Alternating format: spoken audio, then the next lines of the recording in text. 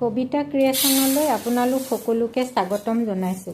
আজি মই পিঠাৰ ৰেচিপি এটা লৈ আপোনালোকৰ মাজলৈ আহিছোঁ। মইনো এই পিঠাটো কেনেদৰে বনাওঁ সেয়েহে ভাবিলোঁ আপোনালোকৰ আগত শ্বেয়াৰ কৰোঁ বুলি। আৰু লগতে মোৰ ঘৰত যিসকল মানে গেষ্ট আহে তেওঁলোকেও মোৰ এই পিঠাটো খাই খুবেই ভাল পায় আৰু তেওঁলোকে মোক অনুৰোধ কৰি আছিলে যে আপুনি বনোৱা সেই পিঠাটো খাই ইমান ভাল লাগে, আপুনি এটা ভিডিঅ' ইউটিউবত দিবচোন। সেয়েহে মই তেওঁলোকৰ কথা মতে আপোনালোকৰ মাজলৈ এই পিঠাৰ ৰেচিপিটো লৈ আহিছোঁ। আশা ৰাখিছোঁ আপোনালোকে এই ৰেচিপিটো খুব ভাল পাব বুলি, কাৰণ ইয়াতে কোনো তেলজাতীয় বস্তু মই তেল ব্যৱহাৰ নকৰোঁ বা ফ্ৰাই নকৰোঁ। মাত্ৰ মই বইল কৰিম পিঠাটো। আৰু মানে আপোনালোকে এইটো বইল পিঠা বুলিও ক'ব পাৰে বা ষ্টিমত দিয়া পিঠা বুলিও ক'ব পাৰে বা কেক পিঠা বুলিও ক'ব পাৰে। এইটো পিঠাৰ বহুত নাম আছে আৰু সৰু ল'ৰা ছোৱালীক আপোনালোকে টিফিনত বনায়ো দিব পাৰে, খুবেই ভাল লাগে খাবলৈ। আৰু সেয়েহে ভাবিলোঁ মই এই পিঠাৰ ৰেচিপিটো কেনেদৰেনো মই বনাওঁ আপোনালোকৰ আগত শ্বেয়াৰ কৰোঁ। প্ৰথমতে মই চাউলখিনি যিকোনো চাউল হ'লেই হ'ল, মই আইজোং চাউল লৈছোঁ আৰু চাউলখিনি মই এঘণ্টাৰ কাৰণে পানীত তিয়াই ৰাখিম। মাত্ৰ এঘণ্টা তিয়ালেই হ'ল। তাৰপিছত মই এইটো চাউলখিনি মিক্সিত মাৰি ল'ম। আৰু ইয়াতে বিশেষ বস্তুৰ প্ৰয়োজন নহয় বাৰু, অকল পিঠাগুড়ি, নিমখ, চেনি লাগিব। যিহেতু মিঠাটো আপোনালোকে যিমানটো পৰিমাণৰ খায় সেই হিচাপে চেনিটো দিব লাগিব। 3টা বস্তুৰেই পিঠাটো হৈ যায়। সেয়েহে আপোনালোকে ভিডিঅ'টো একেবাৰে স্কিপ নকৰাকৈ চাই থাকিব শেষলৈকে। এঘণ্টাৰ পিছত এনেকৈ আপুনি চাব পাৰে, চেক কৰিব পাৰে। চাউলখিনি যেতিয়া এনেকৈ মোহাৰি দিলে ভাঙি যায়, তেতিয়া পানীৰ পৰা মানে চাউলখিনি উঠাই থৈ দিব লাগে। এয়া চাওক ভাঙি গৈছে। এতিয়া মই চাউলখিনি পানীৰ পৰা উঠাই ফুটা থকা এখন বাচনত পানীটো নিগৰিবলৈ থ'ম। যেতিয়া একেবাৰে নোহোৱা হ'ব তেতিয়াহে মানে মিক্সিত মাৰিব লাগে। আৰু পানী হৈ থাকিলে কি হয়, মানে মিক্সিত মাৰিবলৈ অকণমান অসুবিধা হয়।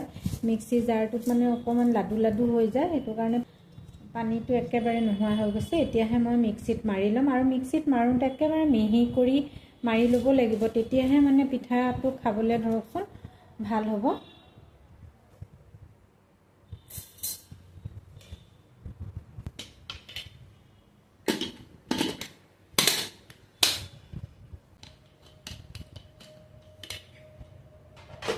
এয়া চাওক চাউলখিনি একেবাৰে মই মিক্সিত মিহি কৰি মাৰি ল'লোঁ। এতিয়া মই ভালকৈ চালি ল'ম।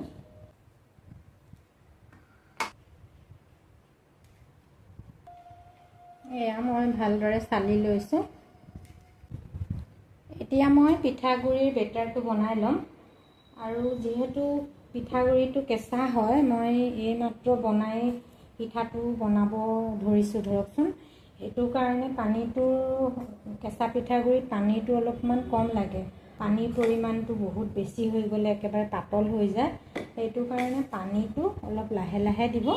পিঠাগুড়ি দিলোঁ, ইয়াতে মই অকণমান নিমখ দিম। এইখিনি নিমখ দিছোঁ। নিমখৰ পৰিমাণটো পিঠাগুড়িখিনি চাই পিনে দিব। মই চেনি এড কৰিম। চেনিটো আপোনালোকৰ জোখ অনুযায়ী দিব, বহুত বেছি দি নিদিব। যিসকলে মিঠা খাই ভাল পায়, ধৰক মিঠা হ'লে ভাল পায়, তেওঁলোকে অলপ বেছিকৈ দিব পাৰে। আৰু যিসকলে মিঠা ভাল নাপায় অলপ কমায়ো দিব পাৰে। কমাই দিলেও পিঠাটো খাবলৈ একো বেয়া নালাগে। এয়া মই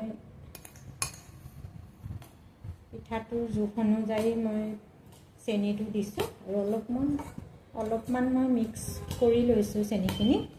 এতিয়া মই ইয়াতে পানী দিম। কৈছোঁৱে পানী অলপকৈ দিব, কাৰণ কেঁচা পিঠাগুড়িত পানীৰ পৰিমাণটো কম লাগে আৰু শুকান পিঠাগুড়িত অলপ পানীৰ পৰিমাণটো বেছি লাগে।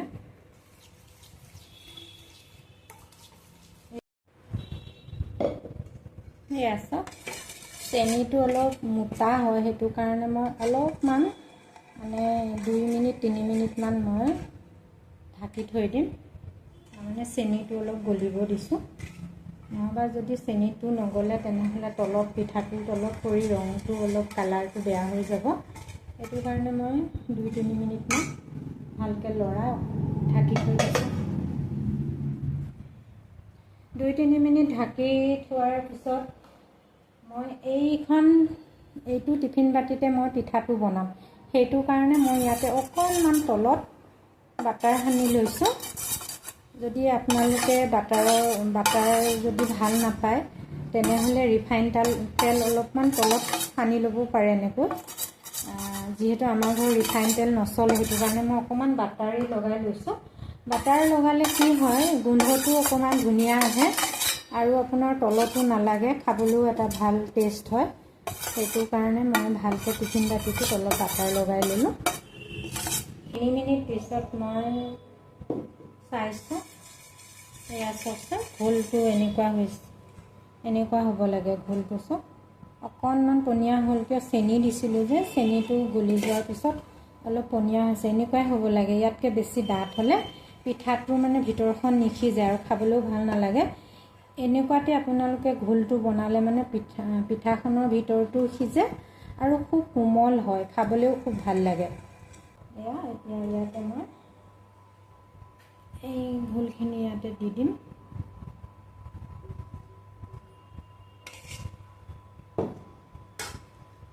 অলপ এনেকৈ দিব। মই ওপৰত অকণমান এনেও ড্ৰাই ফ্ৰুট অকণমান দি দিম, যিহেতু অকণমান ড্ৰাই ফ্ৰুট দিলে ভাল লাগে। আৰু আপোনালোকে যদি ড্ৰাই ফ্ৰুট ভাল নাপায় তেনেহ'লে নিদিলেও কথা নাই। মই অকণমান ভাল লাগিবৰ কাৰণে ড্ৰাই ফ্ৰুট দিছোঁ, আৰু ড্ৰাই ফ্ৰুট দিলে অকণমান খাবলৈও ভাল লাগে। সেই অলপমান মই কাজু দিছোঁ আৰু এইফালে আলমণ্ড বাদাম অলপমান কাটি দিছোঁ মিহি মিহিকৈ। এতিয়া মই প্ৰেছাৰত বহাই দিম পিঠাটো মই প্ৰেছাৰত বনাম, আৰু প্ৰেছাৰত সেইটো কাৰণে মই অকণমান পানী দি লৈছোঁ। প্ৰেছাৰটো মই অলপ গৰম হ'বলৈ থৈছিলোঁ, অলপমান পানী দিছোঁ, বেছি নহয়। চব কাৰণ প্ৰেছাৰটোত পানী নিদিলে ধৰক প্ৰেছাৰটো বেয়া হ'বও পাৰে। আৰু তাতে মই এডাল ষ্টেণ্ড দি দিছোঁ এইডাল। তাৰপিছত এতিয়া মই পিঠাটো ইয়াতে বহাই দিম। গেছটো বঢ়াই দিছোঁ। দি মই 3টা চিটি আহিবলৈ দিম।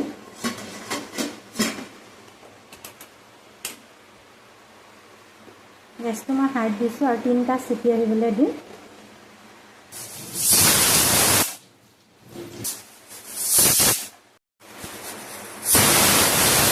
এয়া 3টা চিটিৰ পিছত মই গেছটো অফ কৰি দিছোঁ। এতিয়া মই প্ৰেছাৰটো গেছৰ ওপৰতে উঠাই থৈ দিম। চিটিটো নিজে নিজে ৰিলিজ হোৱাৰ পিছতহে মই প্ৰেছাৰটো খুলি চাম।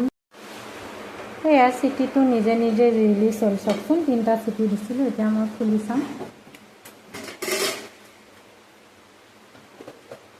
ইমান ধুনীয়া হৈছে, এয়া চাওকচোন, একেবাৰে হাতত লগা নাই। চব এতিয়া ঠাণ্ডা হ'বলৈ দিম, কাৰণ গৰমে গৰমে কাটিলে পিঠাটো ভাঙি থাকিবও পাৰে, সেইকাৰণে অলপমান ঠাণ্ডা হ'বলৈ দিম।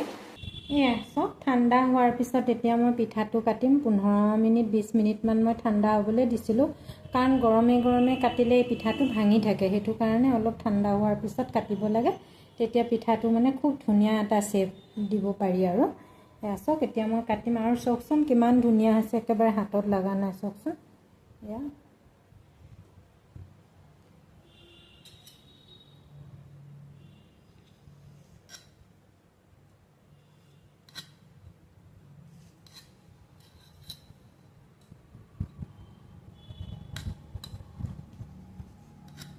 আপোনালোকে যেনেকুৱা চাইজ কৰিব খোজে, মানে যেনেকুৱা পিচ কৰিব খোজে তেনেকুৱাই কৰিব পাৰে। এতিয়া মই কেকৰ নিচিনা অলপ হেৰিকৈ কাটিছোঁ। এয়া চাওকচোন, এয়া চাওক কিমান ধুনীয়া হৈছে, নিশ্চয় গম পাইছে। এয়া চাওকচোন, আৰু চাওক একেবাৰে টিফিন বাতিটোত একেবাৰে লগা নাই। চাওকচোন কিমান ধুনীয়া হৈছে। এয়া চাওক, মই যেনিবা ইয়াৰ পৰা উলিয়াই লোৱা নাই, মই ইয়াতেই কাটিলোঁ, আৰু খুব ধুনীয়া হৈছে পিঠাটো। আপোনালোকে এনেদৰে এবাৰ বনাই খাবচোন এই পিঠাটো, আৰু খাবলৈ খুবেই সোৱাদ লাগে আৰু খুব ছফ্ট হয়, খাবলৈ খুব ভাল লাগে। খালি পানীৰ পৰিমাণটো আৰু মানে চেনিৰ পৰিমাণটো যদি আপোনালোকে সঠিক জোখত দিয়ে তেতিয়া পিঠাটো খাবলৈ খুব টেষ্টি হয়।